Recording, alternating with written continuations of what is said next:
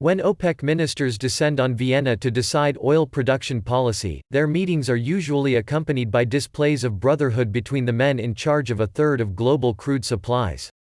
This time, as the world battles a coronavirus outbreak, they have been given strict instructions: no handshakes, don't hug and wash your hands frequently. Avoid close contact, reads a poster that greets ministers and delegates as they enter the headquarters of the Organization of the Petroleum Exporting Countries in the Austrian capital.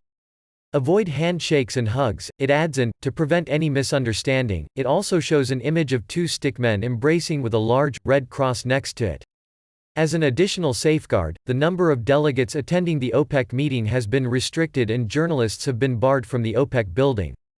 Outside the headquarters, the usual crowd of reporters clustering around ministers as they come and go from hotels have been noticeably smaller.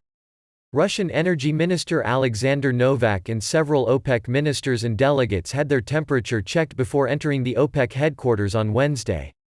If someone arriving to OPEC has a temperature above 37.5 Celsius, an alert will be raised, a source, who was speaking from inside the OPEC headquarters, told Reuters. OPEC member Iran, some of whose officials have gone down with the virus as the country grapples to contain one of the worst outbreaks outside of China, South Korea and Italy, sent its minister, Bijan Zongana, to this week's meeting. A waitress at the Palais Kempinski where he and ministers from the United Arab Emirates, Kuwait and Venezuela stay said she was following advice to keep her hands clean with regular washing or sanitizer.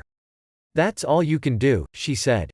A spokeswoman said her hotel was following the recommendations from the health authorities, adding, "We do not want to spread panic." Austria's airport authorities began mandatory temperature checks on Tuesday for passengers on direct flights from Iran, which has 2 such flights a week, and South Korea, which has 3, according to a Vienna airport spokesman.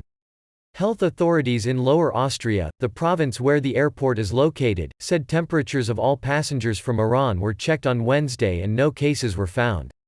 Not all officials followed the guidance on keeping a distance. OPEC Secretary-General Mohamed Barkindo was shown in photos issued on Wednesday in a handshake for the camera with the Russian minister and Nigeria's Temipur Silva. But others were more cautious.